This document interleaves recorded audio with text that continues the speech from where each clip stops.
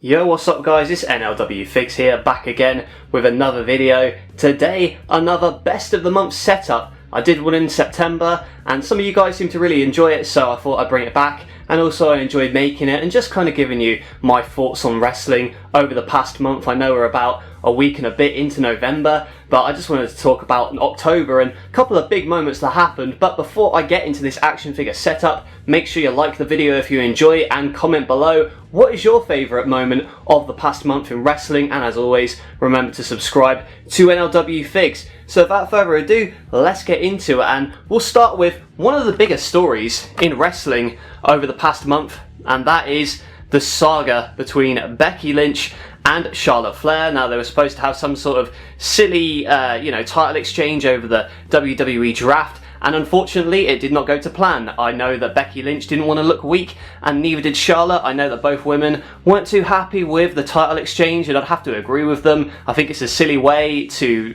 sort out what happened after the draft. I think it devalues the championships as well, especially the way they were just throwing it about. You know, they could have been a little bit more professional, particularly Charlotte. I know there's, rumours of backstage heat on her and stuff, but to be fair, it's a silly thing to ask her to do, as well as Becky Lynch, so, egos are going to come to blows when it's a situation like that, when neither one wants to look weak. It could have been handled a whole lot better, but at the end of the day, they're champions now on their respective brands, as they should be. They're great wrestlers. It's just, unfortunate that the women's division seems to be treated like an afterthought a lot in WWE, and the title's not really taken that seriously. However, a championship that is taken quite seriously, well, depending on your opinion, is the Impact World Championship. And at Bound for Glory, we saw Christian Cage defend against Josh Alexander, and Josh Alexander actually became the new Impact World Champion. That was until Moose cashed in his Coolest Shot trophy and attacked Josh Alexander in front of his family,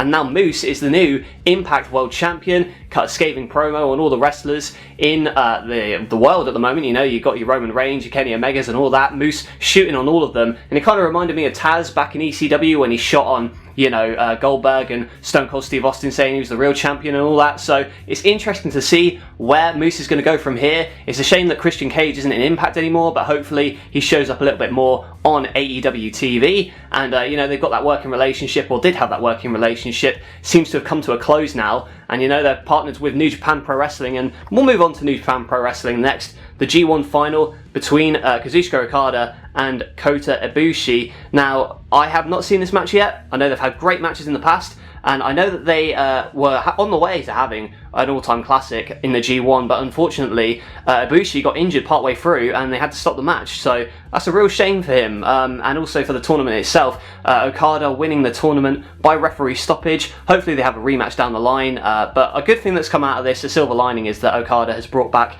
the old IWGP heavyweight title and is using that as kind of his version of the briefcase that they've got. So he's defending that, and hopefully that they unify it, because I don't think the heavyweight championship was a good idea to just rid yourself of the lineage that the IWGP heavyweight title had, the old one I should say. So hopefully they bring that back, and just hoping that Kota Ibushi can recover from this. And something that happened in Crown Jewel in Saudi Arabia were the Queen of the Ring and King of the Ring finals. So first of all, we've got the Queen of the Ring, Zelina Vega, and I'm not sure what to think about this one. It's good that they're pushing Zelina. She's been there and been through a lot in WWE, especially with the whole Twitch thing and all of that going on. So it's good that she's finally given something to do on the main roster. Now, it's just a shame that the whole tournament, the matches were very, very short, and even the final was only like 5 minutes. So not a great success for the women's division, and that kind of brings me on to the same point as the Becky Charlotte thing. They're kind of treated as an afterthought, not really taken seriously. Would like to see a lot more women get pushed, particularly like Toni Storm, who wasn't even included in the Survivor Series team as of the time I'm recording this. So it will be interesting to see how the women's division develops, but it's not looking good at the moment. Although the talent is there, it's just the writing is a bit substandard at the moment. However, I'll tell you what, a real positive is the fact that Xavier Woods is finally getting recognition in a singles capacity. You've got Big E being WWE Champion, and you've also got Kofi Kingston, a former WWE Champion, and now we've got King Woods. Say it loud, say it proud. King Woods, the new King of the Ring, beating Finn Balor at Crown Jewel. I'm really happy for Xavier Woods to get something to sink his teeth into here in WWE, and now on SmackDown, you know, you've got Sir Kofi Kingston, potentially could have a main event feud with Roman Reigns. I'd love to see that in particular, but yeah, just great to see, you know, the King of the Ring. It's a bit of a gimmick, isn't it? It's kind of cheesy at times. However, got to say, very happy that he's given, you know, this moniker, and hopefully he can use his comedic timing to his advantage in this feud and maybe push himself a little bit up the card and get some singles gold perhaps. We will see. And another thing that happened at Crown Jewel was a fantastic Hell in a Cell match between Edge and Seth Rollins, the culmination of a months-long feud between the two, even dating back to 2014 when they had that initial angle. So yeah, a great way to end the feud. How Hell in a Cell, I should say, should be used for to blow off such an incredible, intense feud. I really enjoyed the back and forth between the two in the lead up from the highlights that I saw on SmackDown. Of course, they're both on Raw now, so we'll see if they do interact in future. I would love to see them, you know, have another match, particularly because, you know, they've had 3 or 4 so far, and each of them has been fantastic.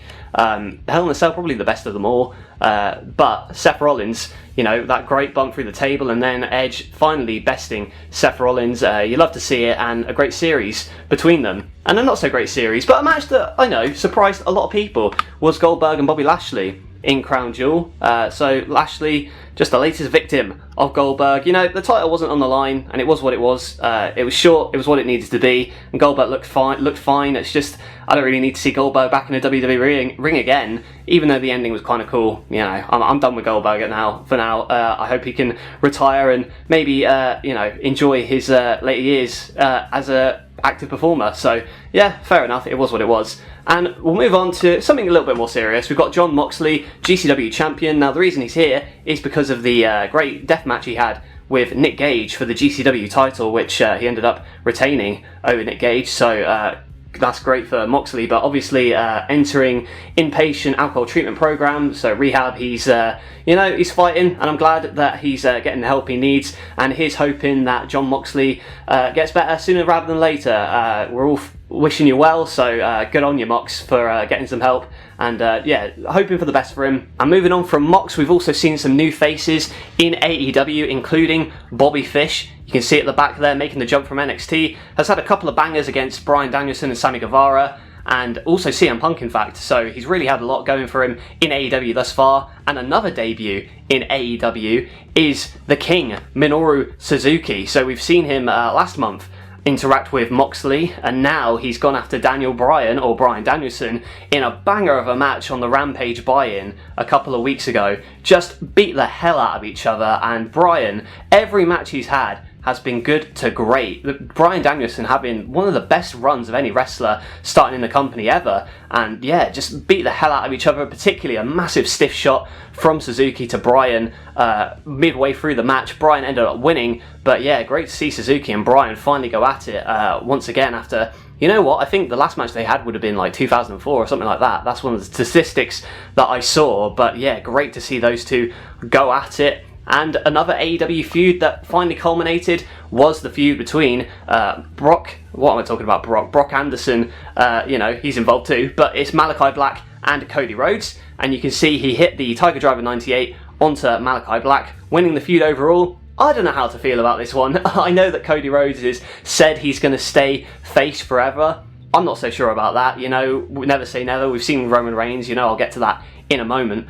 But something that, I don't know, I'm not really digging Cody's character. I know he says he can boo me or cheer me or whatever, and I kind of like that Shades of Grey thing, but it's just too over the top and too white meat for me. I think go and lean into that Homelander thing where he believes he's the babyface. I think that's the way they should go forward with this. But yeah, you know, if he wants to stay face, that's like his prerogative. You know, I know he's claims to be an inspiration to kids and whatnot, so, you know, good on him if that's what the image he wants to put out there.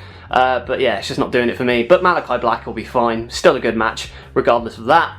We also had, last month, the clash between Roman Reigns and Brock Lesnar. So who knows when Lesnar's going to be back, but Roman Reigns defeating another monster. And the question now is, where does Reigns go from here as the Universal Champion? He seems to have beaten them all. I don't know who's going to be the one to beat him. Could it be an outsider? The only person I can think of that it would be Drew McIntyre, but I don't know, does that seem so obvious? I don't know, let me know in the comments. But yeah, Roman spearing Brock Lesnar, cheating to win, but I know that Lesnar will probably be back for a rematch at some point. They seem to have set that up when he was quote-unquote suspended, in kayfabe, so probably going to run that back sometime, maybe at WrestleMania, I don't know, maybe at the Rumble, but we will see. A bit of more sad news from this one. We've got the closure, or seemingly not the cancellation of Ring of Honor, but certainly a hiatus that they are being put on after Final Battle. All of the talents are going to be released from their contracts, and they intend to come back for Supercard of Honor, just in a different format perhaps, but it's really intriguing to see what happens. I don't like to see wrestlers out of the job. They've got some fantastic champions. They've got Dragon Lee as the TV champion, I believe, at the moment, and Bandito as the world champion. Two of my favourite wrestlers ever in the world today. So I would like to see them, flourish elsewhere if Ring of Honor, unfortunately does go under. But I'm hoping that Ring of Honor doesn't go under. I'm hoping that they can somehow pull some money together and keep going, because the more wrestling companies that there are out there, the better it is for the talent and the fans, So here's hoping Ring of Honor pulls through. I would like to see Final Battle, see what they've got going for them, because I know they've got a lot of talent on their roster. Some mismanagement has happened over the years, but hopefully Ring of Honor can bounce back and come back at Supercard of Honor. But on a lighter note, to finish off this video, we'll talk about the return of Hangman Adam Page. He came back to win the Casino ladder match to earn a championship match against Kenny Omega at Full Gear. And the last thing I want to end this video on is saying I'm behind you, Hangman, hoping he finally wins the AEW Championship. It's one of the best stories in wrestling today, as I said in my Full Gear predictions video. And Hangman Adam Page, I'm rooting for you, buddy. I really want Cowboy Shiz to go and get the championship. So, a fantastic moment as well in the month was him dressed as the puffed Marshmallow Man from the Ghostbusters, hitting the Deadeye onto Matt Jackson. That was another cool visual. But that is it for this action figure setup. Let me know what you thought of it in the comments below, and also comment below what is your favourite moment been of this month. Remember to like the video if you enjoyed, and subscribe to NLW Figs for more wrestling figure content. That's it from me. Thank you for watching, and I'll catch you all later.